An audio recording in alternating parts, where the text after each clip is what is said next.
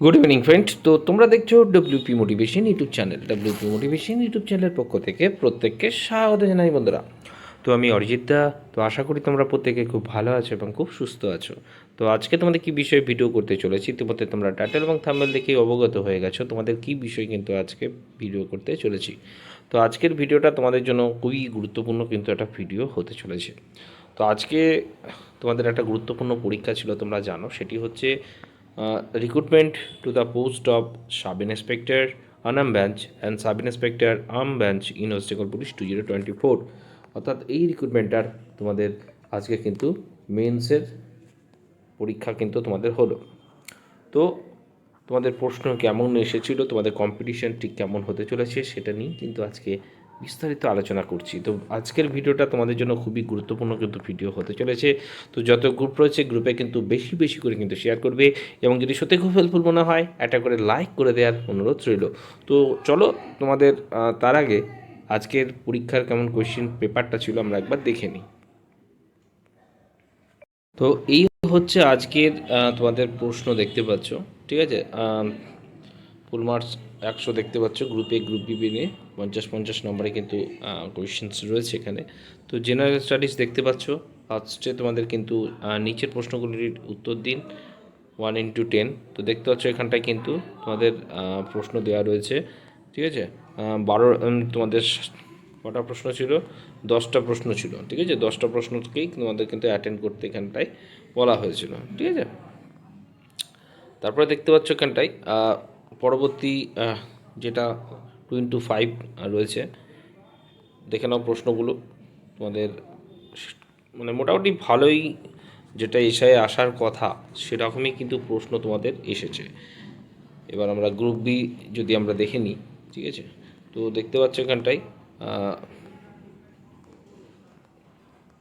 যেটা রয়েছে 5 into 5, ঠিক আছে।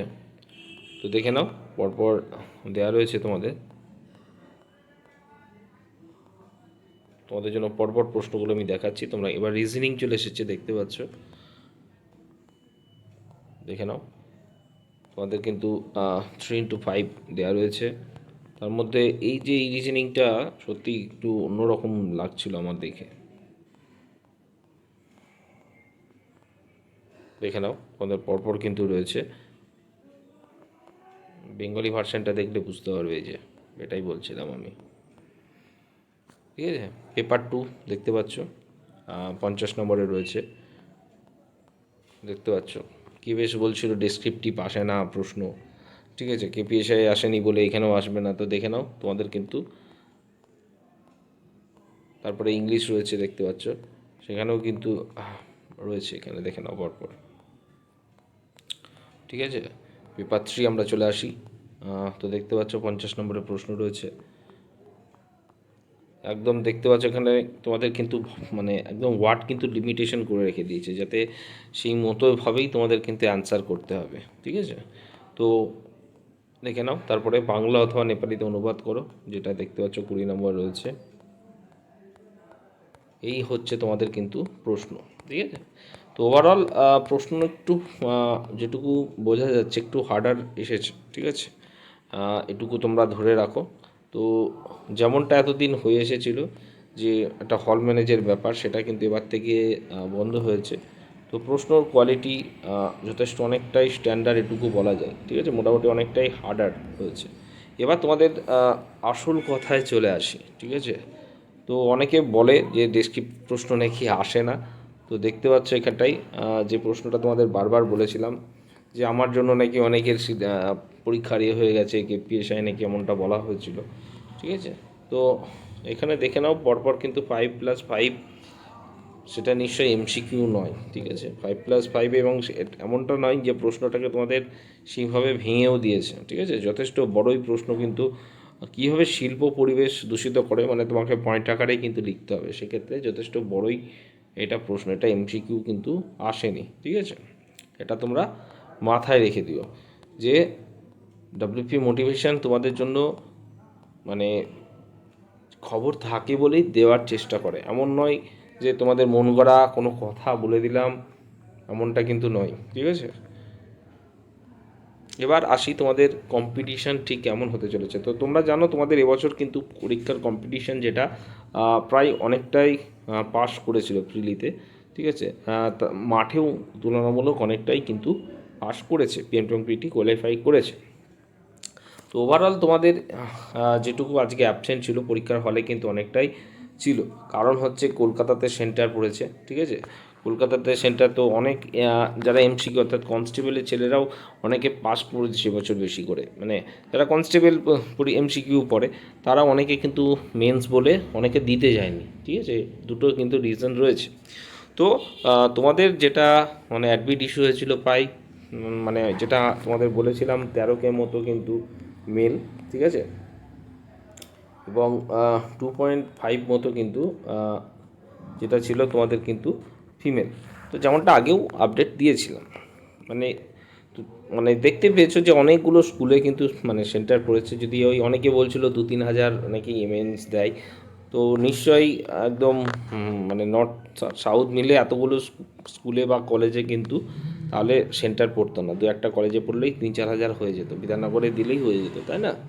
তো একদম নৈহাটির এই মানে তার সারাউন্ডিং থেকে শুরু করে আপ টু কলকাতার পর্যন্ত, এদিকেও তাই সাউথেও হাওড়াতেও কিন্তু অনেক জায়গায় পড়েছে সেন্টার। তো এমনি এমনি দেয়নি, তাই না। তো তোমাদের প্রায় মানে পরীক্ষার প্রেজেন্ট ধরে রাখো তোমাদের কিন্তু প্রায় 11K, ঠিক আছে, মেল কিন্তু 11K ধরে রাখো তোমাদের কিন্তু পরীক্ষার আশেপাশে রয়েছে।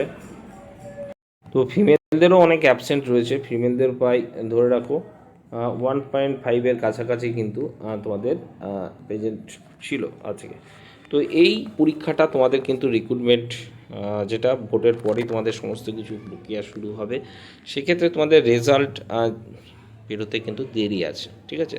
তোমাদের রেজাল্ট ধরে রাখো প্রায় আগস্ট মাসের আগে সম্ভাবনা খুব কম দেখা যাচ্ছে, ঠিক আছে, কারণ মেন্সের খাতা দেখতে সময় লাগে, সেটা 3বার রিপিট হয়, নাম্বার শর্টিং হয়, এরকম অনেক মানে টাইম লাগে। একটা মেন্স এক্সাম হতে কিন্তু সময় সাপেক্ষ একটা জিনিস তোমরা ধরে রাখতে পারো, সেক্ষেত্রে ওরকম টাইম তোমরা ধরে রেখো, ঠিক আছে। কেপি কনস্টেবলও মানে তোমাদের পরে পরেই হয়তো এগুলো হবে, অ্যাকচুয়ালি এটাই বলতে চাইছি আমি। ডাব্লিউবি কনস্টেবল এই সরি কেপিএসআইটা হয়তো ভোটের পরে রেজাল্ট দেবে, ঠিক আছে। তো এটাগুলো করিয়ে নেবে, এমন নয় যে কোনো কনস্টেবল বা এসআই কেউ একে অপরের সঙ্গে জয়েন করতে পারবে, যে জিনিসটা আগে হয়েছিল এমনটা কিন্তু হচ্ছে না, ঠিক আছে। ডাব্লিউবি কনস্টেবলও রেজাল্ট আউট করে দেবে, তারপরেই হয়তো কেপির প্রসেস শুরু করবে। এইভাবে সিস্টেমেটিক ওয়েভাবে একটা করে ধরবে, একটা করে ছাড়বে, এইভাবেই কিন্তু হয়তো তোমাদের রিক্রুটমেন্টগুলো এবার থেকে কিন্তু পিআরবি করবে, সেটুকুই বোঝা যাচ্ছে, ঠিক আছে। তো চলো কথা না বাড়িয়ে আর বেশি ভিডিওটা দীর্ঘায়িত করলাম না, তোমাদের সমস্ত কিছু প্রশ্নই দিতে পারলাম। কেপিএসআই যদি রেজাল্ট না বেরোয় তাহলে কেপিএসআইয়েরও কিন্তু নতুন বিজ্ঞপ্তিও আসবে না, ঠিক আছে, যেটা হোল্ড রয়েছে মানে রয়েছে। তো এই রেজাল্ট দেবে তবেই না নতুন বিজ্ঞপ্তি আসবে। সেম হয়ে এটাও তাই, কনস্টেবলটা রিক্রুটমেন্ট কমপ্লিট হবে তারপরেও কনস্টেবলের আসবে, এসআইয়েরও তাই। এসআইটাও কিন্তু যেহেতু দেরি হচ্ছে, হয়তো বা নতুন বিজ্ঞপ্তিটা আসতেও কিন্তু এসআইয়ের ক্ষেত্রে দেরি হতে পারে, এটুকু ধরে রাখতে হবে। চলো বাই, টাটা, গুড নাইট।